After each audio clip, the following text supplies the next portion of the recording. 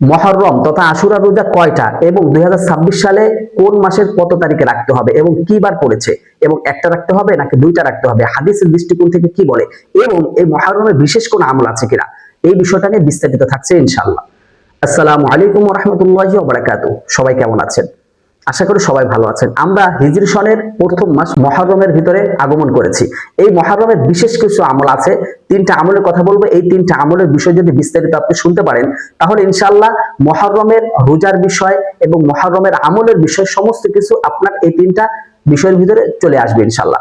তো এক নম্বরে যে বিষয়টা আমি বলতে চাচ্ছি, আল্লাহ পাক রব্বুল আলামিন বলেছে এই মুহররম মাসে যদি কোনো ব্যক্তি রোজা রাখে, যদি মুহররমের 1 তারিখ থেকে, আজকে হচ্ছে মুহররমের 1 তারিখ, এই 1 তারিখ থেকে 30 তারিখ পর্যন্ত যে কোনো দিন যদি রোজা রাখে এবং এই বাকি যে 11 মাস আছে 11 মাসের যে রোজা রাখলে যে নফল রোজা রাখলে যে সওয়াব তার থেকে বেশি সওয়াব বান্দার আমলনামা দেওয়া হয়। সুবহানাল্লাহ। এবং আল্লাহ রাসূল সাল্লাল্লাহু আলাইহি সাল্লাম বলেছে আফজালুস সিয়াম বাদা রমাদান শাহরুল্লাহিল মুহররম। আল্লাহ পাক রব্বুল আলামিনের কাছে রমজান মাসের পরে যদি কোনো মাসের রোজা যদি পছন্দনীয় হয়ে থাকে, শ্রেষ্ঠ হয়ে থাকে, সেটা হচ্ছে এই মুহররমের রোজা। তো এটা হচ্ছে প্রথম নাম্বার আমল। তাহলে বোঝা যাচ্ছে যে আপনি এই মাসের ভিতর যে কোনো দিন রোজা রাখতে পারেন। হ্যাঁ, দ্বিতীয় নাম্বার যে আমলটা, এই আমলের ভিতরে আল্লাহ রাসূল সাল্লাল্লাহু আলাইহি সাল্লাম বলেছে যদি কোনো মুমিন বান্দা এবং বান্দি এই আশুরার দিনে অর্থাৎ মুহররমের 10 তারিখ, আশুরা হচ্ছে আরবি শব্দ আর 10 হচ্ছে তো 10ই বাংলা, তো আশুরার দিনে যদি এই 10 তারিখে মুহররমের 10 তারিখে যদি রোজা রাখে তাহলে ওই বান্দার সামনে এবং পিছনে 2 বছরের গুনাহ কাফারা হবে।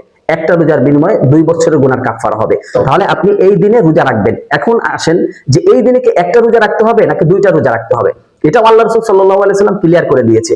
কারণ আল্লাহ রাসূল সাল্লাল্লাহু আলাইহি সাল্লাম বলেছে যে এই দিনে ইহুদিরা একটা রোজা রাখতো, আমাদের মা বোনেরা এই রোজাটাকে খুব ফলো করে বেশি, যে একটা না দুইটা।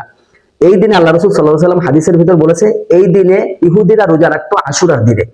আল্লাহ রাসূল বলেছে তোমরাও আমার যে উম্মত আছে তারাও এই দিনে রোজা রাখবে, কিন্তু তবে তোমরা এই দিনের আগে এবং পরে একদিন মিলিত করে তোমরা রোজা রাখো, না হলে কিন্তু ইহুদিদের সাথে মিলিত হয়ে যাবে। অর্থাৎ আপনি মুসলমান, তারা ইহুদি, তারা এই দিনে একটা রোজা রাখতো এবং আপনি যদি এই দিনে যদি রোজা রাখেন তাহলে এই 10 তারিখে রোজার সাথে আপনি 9-10 রোজা রাখবেন, না হলে 10-11 রোজা রাখবেন। একটা রোজা রাখলে ইহুদিদের সাথে মিলে যাবে, সেক্ষেত্রে আপনার রোজা না হওয়ার সম্ভাবনা। আর এই রোজাগুলো মুস্তাহাব, আপনি যদি রাখতে চান তাহলে দুইটা রাখতে হবে, একটা রাখতে পারবেন না। কিন্তু এখানে আসেন যে এখন একটা যে রোজা রাখবেন, আশুরা কত তারিখে পড়ছে এবং কি বার পড়েছে, এটা আমাদের ভিতরে আজকে হচ্ছে আপনার বুধবার এবং সামনে শুক্রবার, তারপরের শুক্রবার অর্থাৎ 26শে জুন। 26শে জুন আশুরার 10 তারিখ। আপনি যদি রোজা রাখেন তাহলে বৃহস্পতিবার অর্থাৎ বুধবার সেই দিকে বৃহস্পতিবার একটা রাখবেন, শুক্রবার একটা রাখবেন। আর যদি আপনি মনে করেন যে আমি শুক্রবার আর শনিবার রাখবো, তাহলে শুক্রবার একটা রাখবেন, শনিবার একটা রাখবেন। আপনার কিন্তু শুক্রবার রাখতেই হবে, 26শে জুন শুক্রবার রাখতেই হবে। আপনি 25-26 রাখতে পারেন বা ইংরেজি মাসের, এবং 26-27 জুন রাখতে পারেন। আপনি যে কোনো 2 দিন আপনার রোজা রাখতে হবে, তাহলে আপনার রোজাটা মুস্তাহাব হবে এবং সহি হবে। আর যদি একটা রোজা রাখেন তাহলে ইহুদিদের সাথে আপনার রোজা মিলিত হয়ে যাবে, সেক্ষেত্রে রোজা সব না পাওয়ার সম্ভাবনাটা বেশি। আল্লাহ রাসূল বলেছে 2টা রোজা রাখতে। 3 নম্বর আমলটা রাসূল সাল্লাল্লাহু আলাইহি সাল্লাম বলেছে যদি মুহররমের 10 তারিখ তোমাদের কাছে উপনীত হয় এবং 10 তারিখ চলে আসে তাহলে তোমরা ওই দিনটা পরিবারকে অন্য দিনের তুলনায় একটু ভালো মন্দ খাবারের ব্যবস্থা করে দিবে। অর্থাৎ অন্য দিন যদি তুমি মোটামুটি ভালো খেতে পারো তাহলে মুহররমের 10 তারিখে একটু ভালো খাবারের ব্যবস্থা করবে, সাশ্রয় করবে, যাতে করে আল্লাহ রাসূলের হাদিসটা আমল হয়ে যায় এবং আপনি সওয়াবের বেনিফিট হন। এই জন্য মুহররমের 10 তারিখ আসলে আপনি 3টা আমল করবেন, রোজা রাখবেন এবং যে কোনো মাস মানে মুহররমের 1 তারিখ থেকে 30 তারিখ যে কোনো দিন রোজা রাখবেন। 2 নাম্বার হচ্ছে আপনি আশুরার দিন রোজা রাখবেন এবং এর আগের দিন বা পরের দিন রোজা রাখবেন। অর্থাৎ যেটা বললাম 26শে জুন সামনে এই শুক্রবারের পরের শুক্রবার, ঠিক আছে?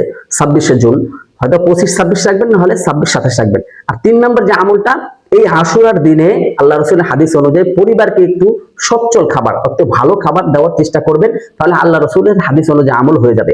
যাই হোক, মুহররম তথা আশুরার যে গুরুত্বপূর্ণ আমল ছিল বা গুরুত্বপূর্ণ যে ইবাদত, গুরুত্বপূর্ণ যে বিষয়গুলা আপনাদের সামনে তুলে ধরলাম, অবশ্যই এই বিষয়গুলো আমল করবেন এবং নিজে আমল করবেন এবং শেয়ার করে অন্যদেরকে দেখা এবং সকলকে আমল করার সহযোগিতা করবেন।